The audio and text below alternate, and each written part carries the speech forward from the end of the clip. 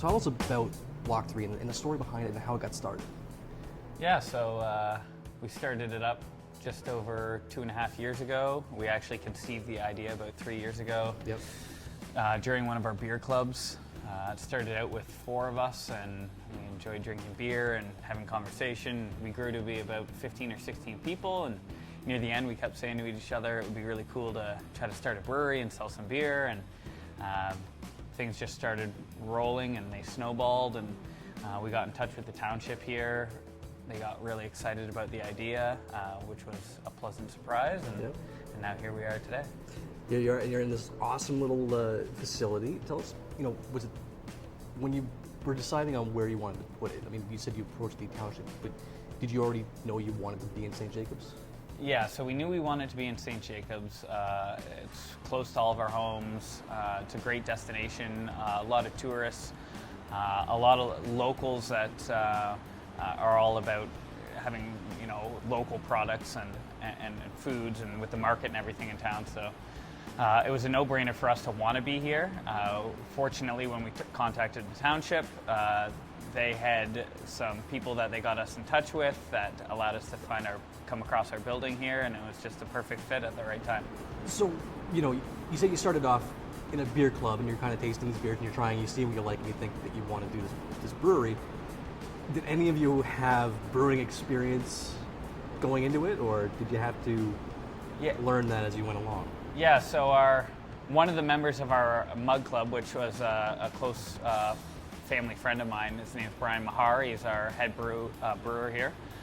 So he joined our mug club early on, and when we brought up the idea, he started coming out with us and doing some home brews and teaching us kind of the trade. And he was originally with Wellington, and he ended up coming on over with us as a partner and our head brewer.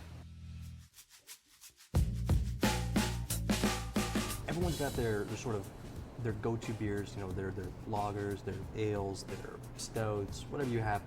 You guys seem to kind of take that and turn it on its head and kind of just do anything and everything. Was that sort of planned, or was that something you actually just spontaneously did? Yeah, it was a little bit of both. I mean, Brian has a lot of the ideas behind our beers, if not all of them. He works a lot with Graham, who's kind of our managing partner up front. And together, the two of those guys really develop what we want to do with our beers. We do have a bit of a niche with the Belgian beers, which we think is an underserved market that people kind of enjoy. With respect to our actual brews themselves, we do a lot of different beers, and one of our firm beliefs is people like to try new things, and our brewers that enjoy the craft of brewing, they actually enjoy doing different things. It's not like coming to work and doing the same thing 9 to 5 every single day. So We're always developing new recipes and coming up with new ideas and talking with our patrons, our customers, our locals, our friends, that what they would like to see, and trying to integrate that. You walk into name a brewery, and you might see, like I was saying with Graham, you might see 4, 5, maybe 6 people, and they might be going for a tour, they might be picking up some beer, they might be refilling their growler, whatever it might be. And I've come in here on a number of occasions, and it's been packed, like it's been standing room only. And was that something you guys planned on? Not at all. When we started, we were anticipating having a couple tanks, a one-man operation. It was going to be Brian kind of running retail and the brewing. And when we opened up, we sold out all of our beer in the first 24 hours twice, and then we had to close our doors for a week while we had additional beer coming out of the fermenter. And so we just tried to continue to keep up with the growth in the region. We don't do much in marketing, which we owe to a region that speaks to local products. Yeah. And we appreciate all of our locals that enjoy our product, and as well as the tourists that come into town that hear about us. Well, and it's funny you mentioned that. I know that the first time I ever heard about Block 3 was through 570 News on the radio, and it was 2 guys there promoting the business, and this was back in like 2013, and that was like, I'm hearing this kind of going, okay, there's a new brewery, I'm gonna go check them out. That was 2 years ago or 3 years ago, and now you're here and you're in several different restaurants, you're, like you said, there's no marketing, yet people know the name. So how have you managed to do that, do you think? Yeah, I think word of mouth in this township, this community, goes a long way. We do have social media, so we have a website and Facebook and Twitter and the one with the photos. Right. Instagram. Instagram. Yep. Doing something. So yeah, so we have all those, and they're looked after by one of our colleagues, Carrie Briscoe, and so I mean, really, it's a local community that people talk to each other, and they want something fresh, something local, and we're just lucky enough to be here. Right. Well, you know, you guys are in a great place here. Where do you see Block 3 going in the future? Like, what would you like to see happen or sort of grow and develop for Block 3? With any business, I find that there's difficulties when working with partners. We're all very close friends, so our conversations can go well into the night over a few drinks, and it's kind of a double-edged sword. So, I mean, one thing we can agree on is we love being a local brewery. We love looking after our local patrons, and there's no anticipation of losing that feel.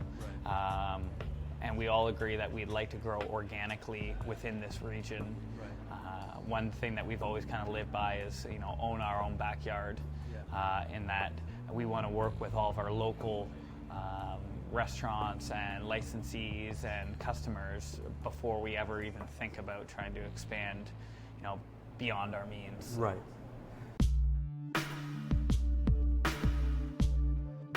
So Drew, you're going to walk us through the flavoring and the tasting of your flagship beer, which is the King Street Saison. Absolutely. It's been here since the inception of Block 3. So if people want to try this beer, what are they going to experience? Yeah, so this one, the style of the beer is a Saison. And a Saison, just like there are many different styles of ales and lagers, dark lagers, light lagers, pilsners, a Saison is essentially that same idea. It's a traditional Belgian farmhouse ale. Yep. So historically, this style of beer was actually brewed for farm hands. And having a lower alcohol content of 4.6 in our Saison, but other Saison go as low as 3%. It was designed to give workers a refreshing, essentially to give them a break from the hard life in the fields, at least for a few hours, and then, but not get them too relaxed so that they could still go back to work and go on with their day. Well, you know, I didn't want to be rude, but I was sniffing a little bit and trying to get in, you know, a little bit of the nose there. And, and one of the things that I've noticed, there's a bit of a citrusy smell. Yeah, absolutely. But there's also, on the bottle, I've had a couple of these, and on the bottle it describes that there's a slight note of bubble gum. Absolutely. So which I think is only prevalent in this one, and I think one other beer from a different brewery. We won't mention them. But do you know how, you know, this may be outside of your knowledge, but do you know how they achieve that? And is that something? Yeah, so that comes from the yeast strain. So kind of the whole citrus character that you do get in our Saison and most Saisons, that kind of lemony citrus, that's a very telltale characteristic of Saison Belgian yeast strain. Okay. And along with the citrus lemony flavor, that's kind of the most prevalent taste. Along with that, you're going to get hints of peppercorn, coriander, and bubblegum. Now not everybody gets that tasting out. Just like everybody has a different palate. Some people will get that, and some people won't. But that's just one of the tasting notes you will get from this very unique and distinct yeast strain. What would constitute a Belgian-style beer? Yeah, so in Belgium, if you're unaware, the beer history and culture goes back hundreds of years. That's such a huge part of their country, really, and their heritage. Right. And now there are so many different styles. Over there, they have hundreds of different beer styles, and I know most people in Canada are used to a handful of different styles. Right. So in short, there are a lot of different ways to classify a Belgian ale, but largely, especially with our beers, the main ingredient that's going to give it that Belgian definition is the yeast strain. Right. It's very distinct and very unique to Belgium, and that gives a lot of the kind of unique characteristics. But that floral, that fresh Yeah, sort of flavor, absolutely. which really Floral. comes through, right? Yeah, absolutely. That floral taste. Often Belgian beers are a little higher in alcohol content, and generally they're overall more yeast-driven beers over, say, more traditional British or German lagers and ales, which are more either malt or hop forward. Now, pardon the pun, but what sort of things are in the hopper for Block 3? You know, because it seems like when we were speaking with Phil and with Graham, they were saying in the 2.5 years, 3 years that they've been open, they've tried 50 different Yeah, absolutely. kinds. How much more can there possibly be to make? Well, there are, as I was saying before, there are hundreds of different beer styles out there. Especially in Belgium alone, you could go through weeks trying different styles of beer. So that's having more of that Belgian focus. We're just planning on exploring more of those options. Awesome. Doing Belgian doubles, triples, quadruples, maybe an odd sour or a mild sour here and there. Sours are tough beer because, again, they're so unique to Europe. At least they have been for the last century, really. Right. The idea of having a sour beer for some is just a very foreign idea. Yeah. So we're kind of inching our way Towards that. So our through the quad and into the barrel, actually, that was one of our recent specialty beers. That was a Belgian quadruple, so a Belgian strong ale, 4 times fermented. We actually aged that in red wine barrels, and one of the barrels that we aged it in, we soured with lactobacillus. So it actually did have a mild sour tasting note to it, kind of as an introduction into sours. But again, that won't be our focus. Our focus is on mainly sessionable, relatively easy drinking, and very flavorful Belgian beers. Well, thank you very much for walking us through thank this, you. Drew. You got to check it out. King Street Saison, it's here all the time, but they have a bunch of different beers. You don't want to miss it. Come on down to Block 3 Brewing in St. Jacobs. You don't want to miss it.